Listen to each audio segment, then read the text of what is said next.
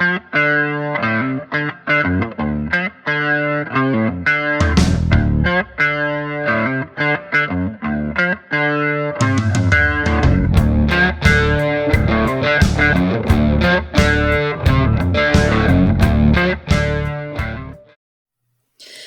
guys, I'm Devin Harrington, the average Gen Xer. Welcome back to my channel. So, today we are discussing the body positive movement, or BOPO, as the kids like to call it.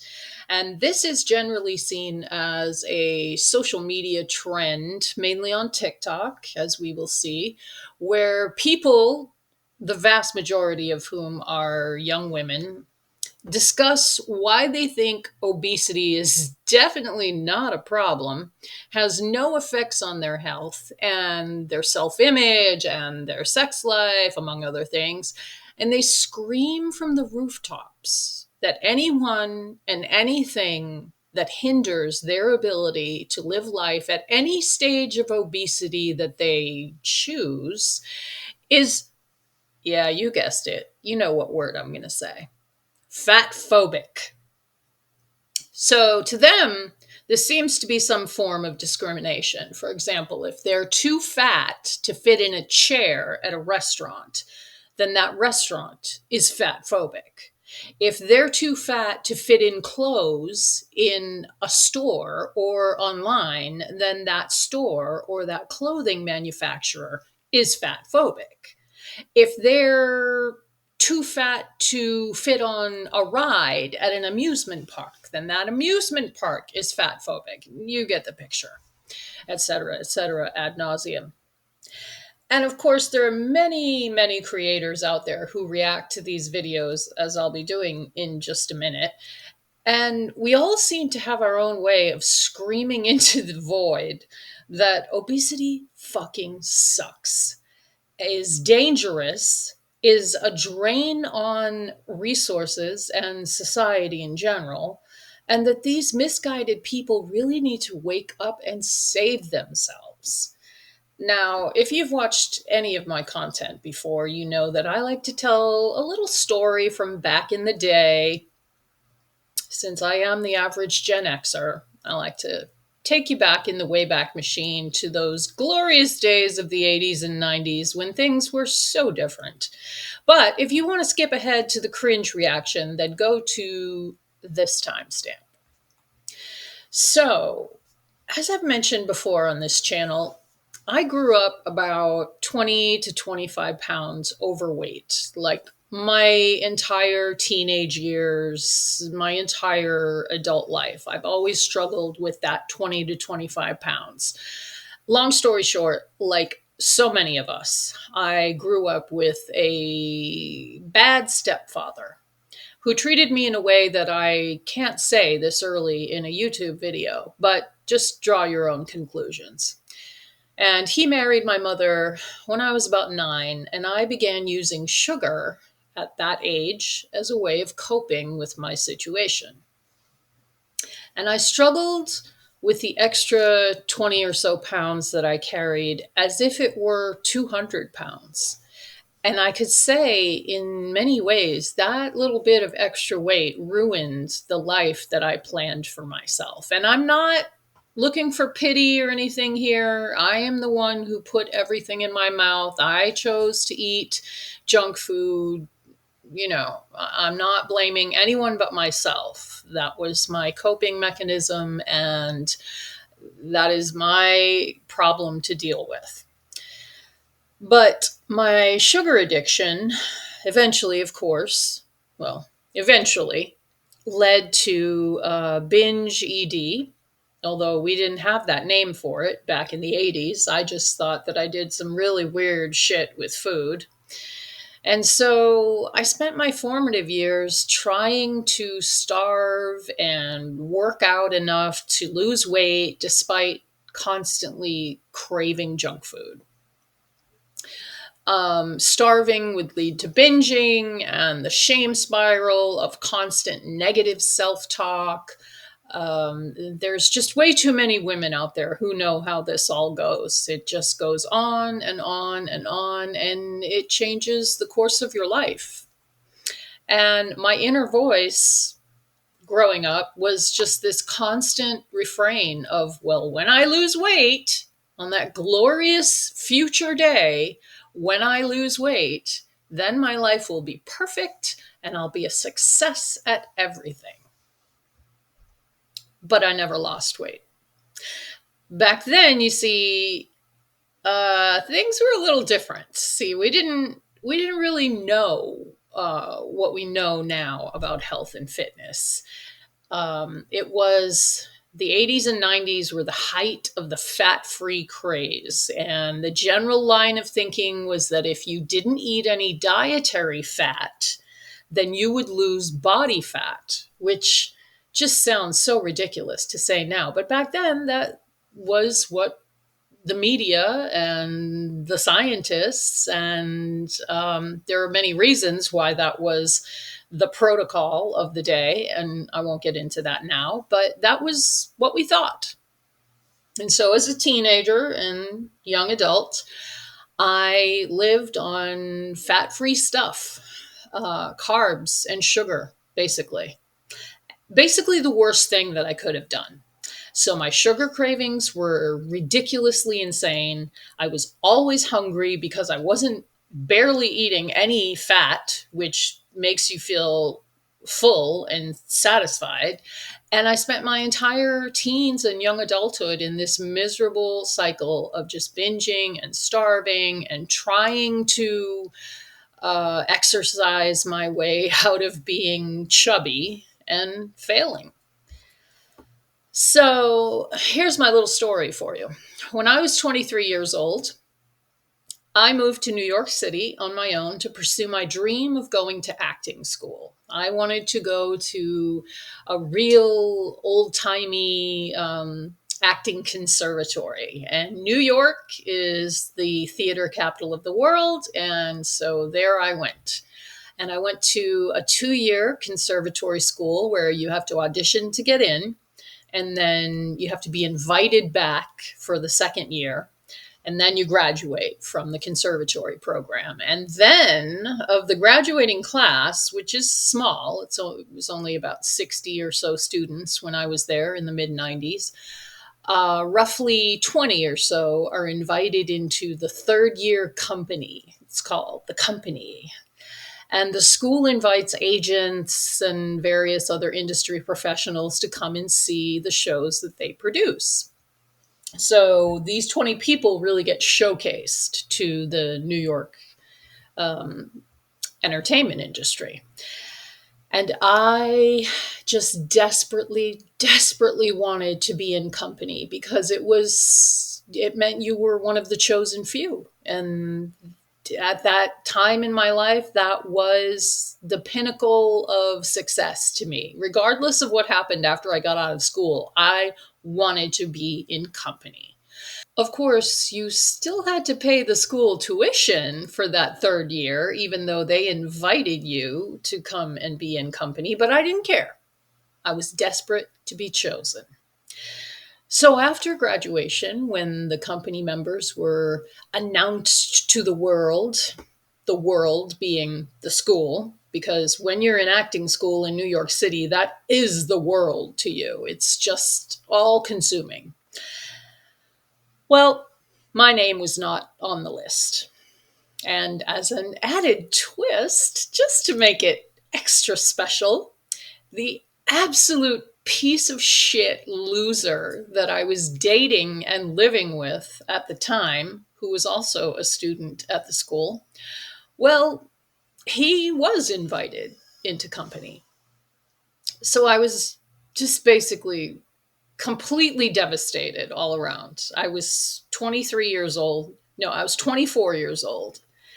And let's just say, oh, to be able to go back knowing what I know now. So at the time, I made an appointment to see the director of the school. And this was the woman who was the all powerful maker of the company list. And I sat in her office, absolutely sobbing like the angsty, insecure Gen X girl that I was. And I asked, how could I deal with my then boyfriend being invited to company and me not? Because I didn't really know what to say to her. I just wanted to be in her office and talk to her. And she said, well, never mind about him getting in. Let's talk about why you didn't get invited, because I really wanted and expected you to be in company this year, she told me. And you deserve to be in company. But I'm very sorry. I was waiting for you to lose 25 pounds and you never did. So that's why you didn't get in. And hey, that's showbiz, baby. We're talking about an acting school. So, you have to look a certain way. But the moral of this story is that when you grow up addicted to sugar and junk food and to eating a certain amount, it can be very, very difficult to find your way to a healthier life. And don't get me wrong, I am not saying it can't be done. Obviously, people change their ways all the time, myself included. All I'm saying is binging on chocolate at the vending machine in the middle of the night at that time for me, and being 25 pounds overweight, that 25 pounds was there as a means of protection from the world. And that's a whole other video. But suffice to say, that was normal for me. My behavior with food was normal to me at that time because I had gotten so used to it. And I was relentlessly fat shamed, although we didn't even have that word, but back then we didn't have that word, by various teachers and mentors and my own parents when I was a kid and people all throughout the years in the entertainment industry. And that sucked. And it was not really helpful at all. And here is what I looked like when I was at that school, when I was way too fat to be in the third year company, despite the fact that I had the talent. Or so I was told.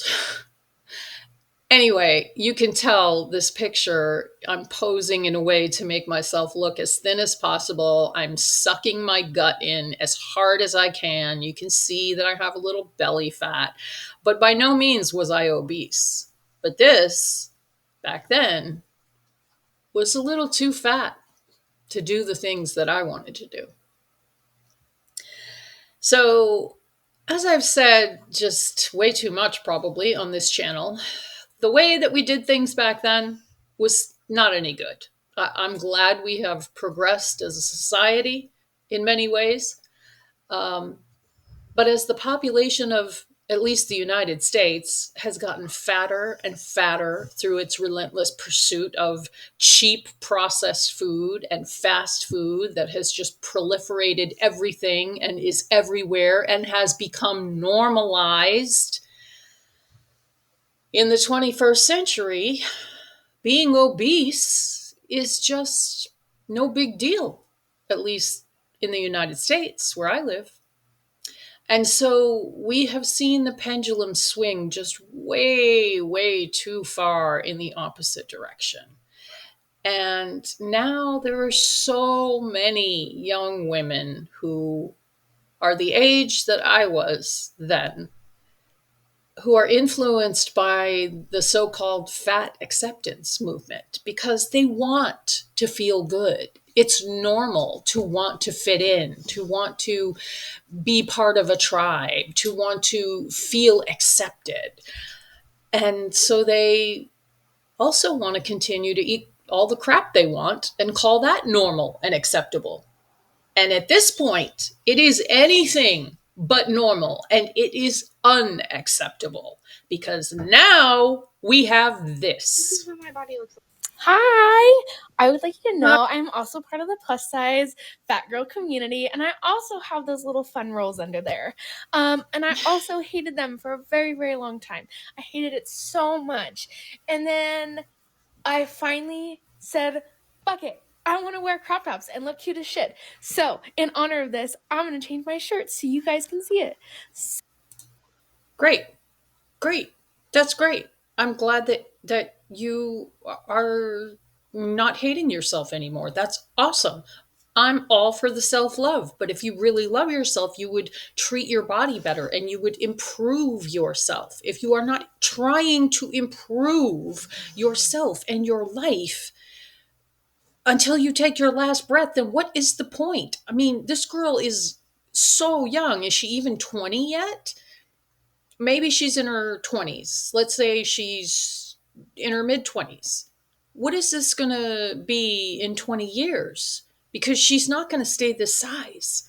It's going to, she's going to get bigger and bigger and bigger. So, are you guys ready? I'm going to try a transition. One, Go for two, it. three. Ah, here I am again. So as you see, I definitely have these little rolls right here. I have. They're not cute. That's visceral fat. I mean, your body doesn't know where else to put it.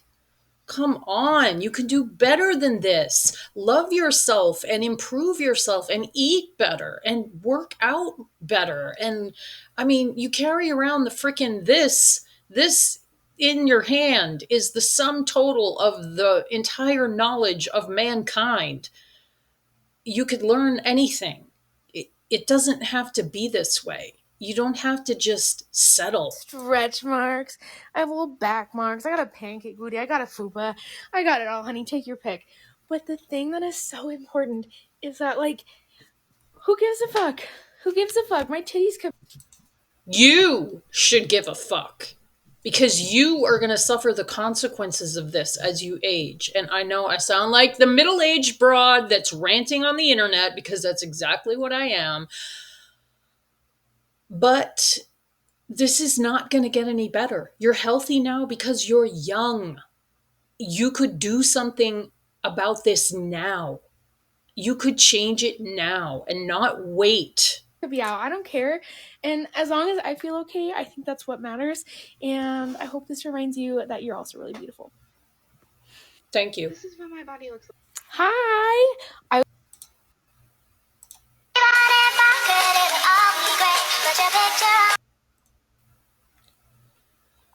The day I finally realized that being fat is not so bad. Oh my god, she's wearing a t shirt and no bra, and those are her very young breasts hanging way down.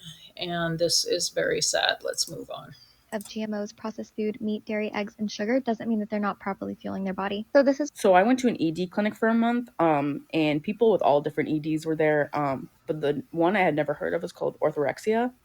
And we did talk about it like in one of our groups, and it's one of the fastest growing EDs because basically it's revolved around only eating as perceived as like good foods or like whole foods, raw foods, organic foods, stuff like that. You mean what humans are supposed to eat? Now, don't get me wrong, I am not saying that everyone has to be perfect and look like the girl, the skinny girl that was on here, or the fit girl, or whatever. No one has to be perfect. No one is capable of being perfect. We do not live in prehistoric times anymore, so we're not all going to perfectly eat paleo. We live in the 21st century where there's just everything is full of chemicals and sugar and crap. And I believe this girl is right that there is something called orthorexia, and that the human brain can become addicted and obsessed with anything. I mean, there are people out there who are addicted to eating the stuffing out of their couch. So come on, it's no surprise that there are people who get obsessed with only eating raw organic food. But I mean, you could have worse problems. And it's not like simply like, oh, I'm not going to get the snack because it has this ingredient that makes me feel weird. Like it's very this and this and this and only this is okay. Yeah, because that's extremism. Any form of extremism is negative, whether it's religious extremism or extremism with food, one way or the other. Extremism with anything, sex, relationships, extremism with cleaning your house. it's not okay. This girl is not okay either. She's clearly on the other end of the spectrum. And people always talk about EDs being about body dysmorphia, and don't get me wrong, yes, that's a huge part of it. But the other huge part no one talks about is it's a disease about control. You know, growing up, I was thrown tons of information. They changed the food pyramid 3 times when I was in high school. Like, I started my first Mm, diet when I was 11. I did Weight Watchers, and then all of a sudden, when I was like a teenager, everyone's like, "Do keto. That's what's right," and it changes every single day. And it's so scary to feel like you're hurting yourself. So when you're getting all that information and all the information scary and you don't know what to do, you start to control things in your life that you can. It's this mm. big obsession with being healthy, or what is perceived as being healthy. First of all, it's okay not to be healthy. People are unhealthy, people are sick. It happens. Humans Yeah, but it really should not be okay to purposely be unhealthy. We all know the shit that's bad for us. And when you're young, you can do all kinds of shit to yourself and not pay the price. But this girl is young and she is already paid a huge price for her addiction to food and processed food and fast food. And I mean, it may, people that are obese from childhood, I almost feel like it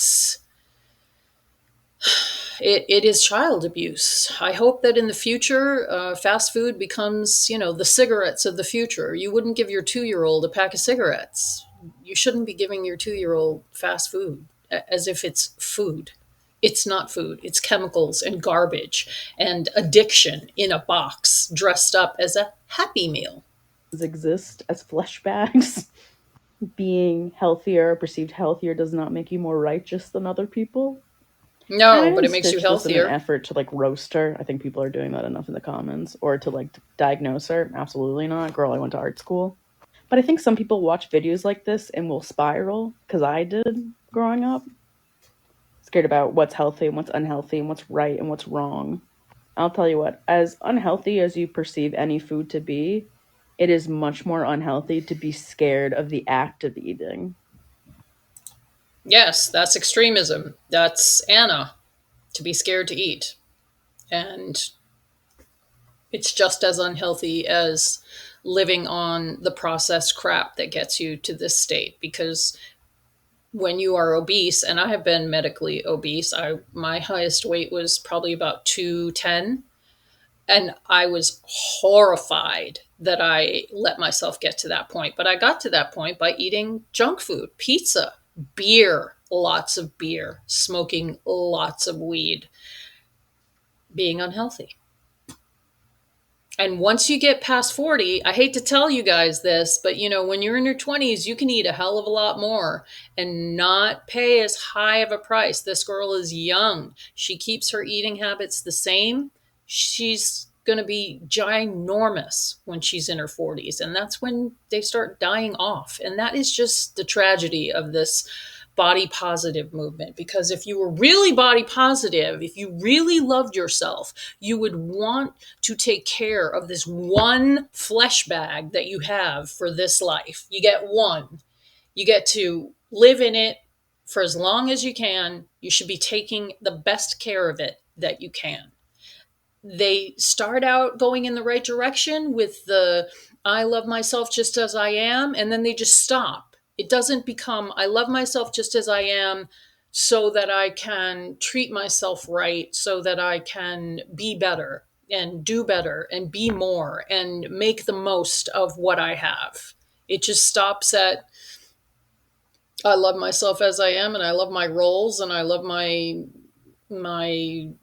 huge gut, and it's sad. It's really tragic. Of GM. Just because Enough of I'm that. fat, that doesn't invalidate the things that I say.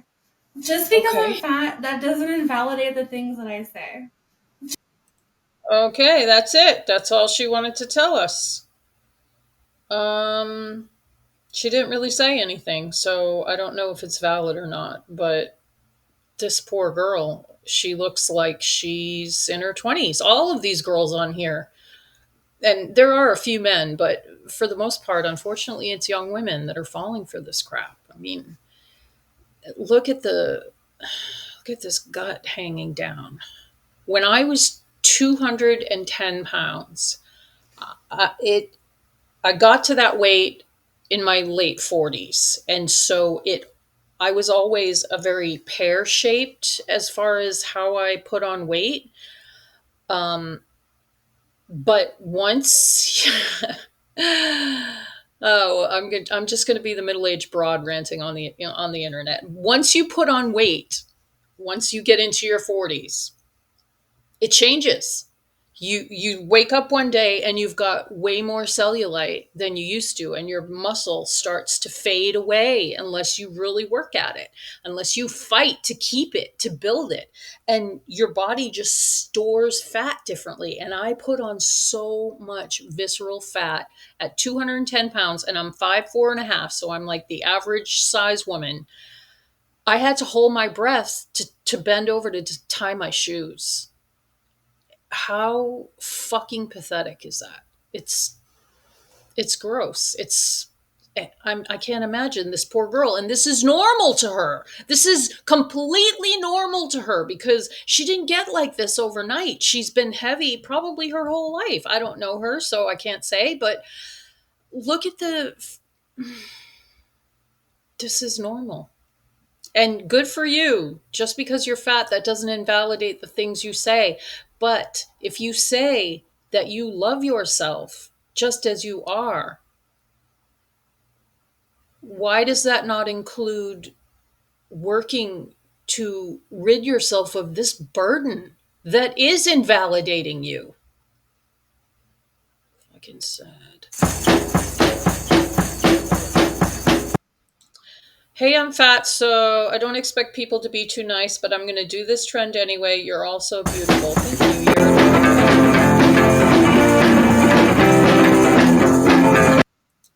She has a perfect nose, if I do say so myself. She is gorgeous. Look at this peaches and cream complexion. And she also looks like a teenager, so she's probably been fat her whole life, which is really sad.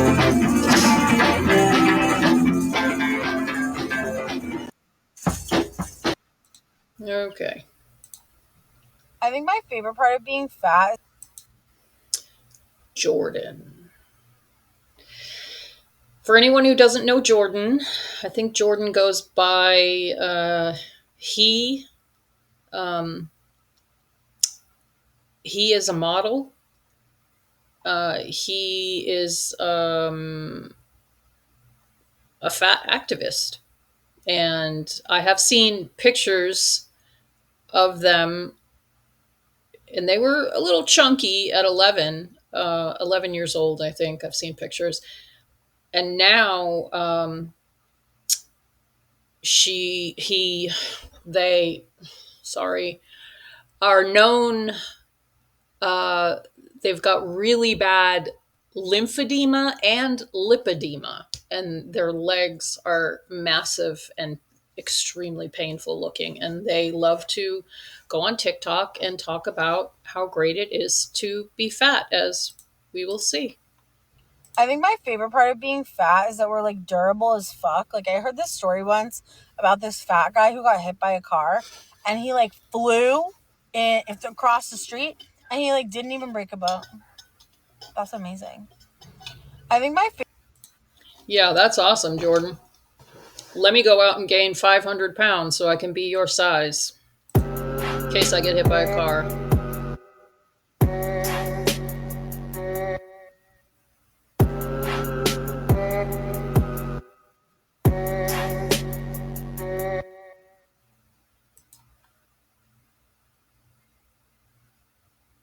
This is really tragic. I mean,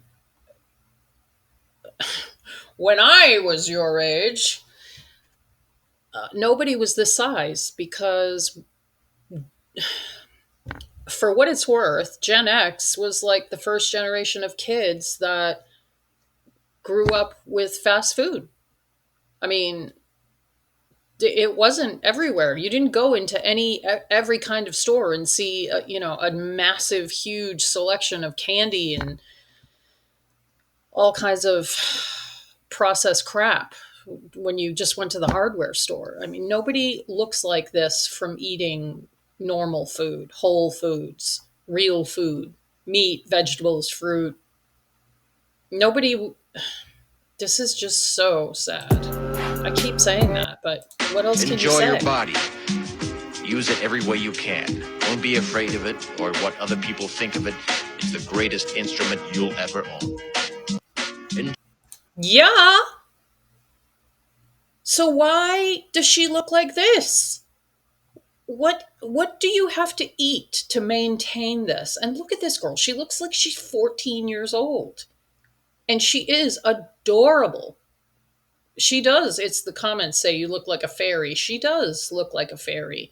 Little fairy girl, I hope that you wake up and continue to love yourself and your body and start treating it better and change the outcome of your life. Enjoy your Everybody told me that I sound like CG5. Probably because.